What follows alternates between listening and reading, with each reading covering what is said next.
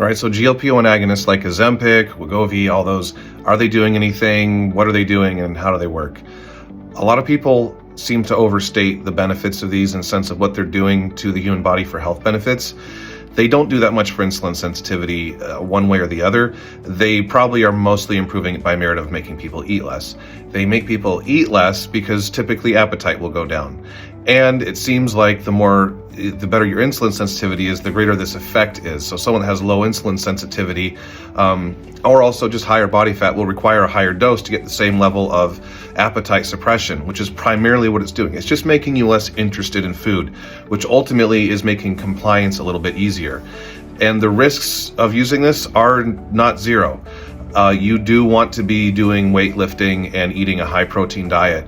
At least lifting twice a week, and it should be vigorous, and it should be significant enough to elicit a decent response as far as stimulus goes to your body.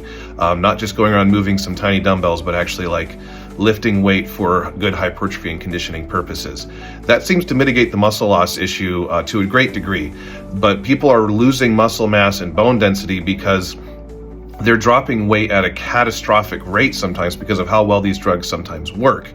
Well, if you were to drop 50 pounds in, say, 3 months or something like that, you would generally expect any other normal person to have seen a significant reduction in bone mineral density and muscle mass.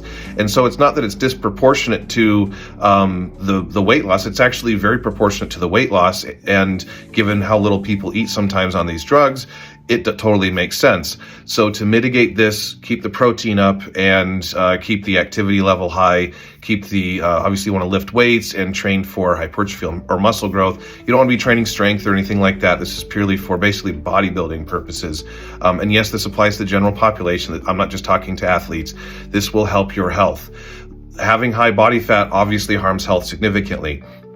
But one of the greatest predictors of mortality is still going to be how much muscle mass are you carrying on your lower body. And if you reduce that to a very significant degree very rapidly, you do put yourself at risk, and you're going to want to get that back up, or you can just not lose it in the first place. So I've worked with a lot of people that have used these prescribed by doctors and things like that, and help them sort of navigate this and make sure that they preserve their muscle mass, lose weight in an efficient manner, and eat a healthy diet, and change their lifestyle so that when they no longer take these drugs, they can actually have a sustainable lifestyle that's helpful moving forward and no longer requires drugs to manage weight and obesity states.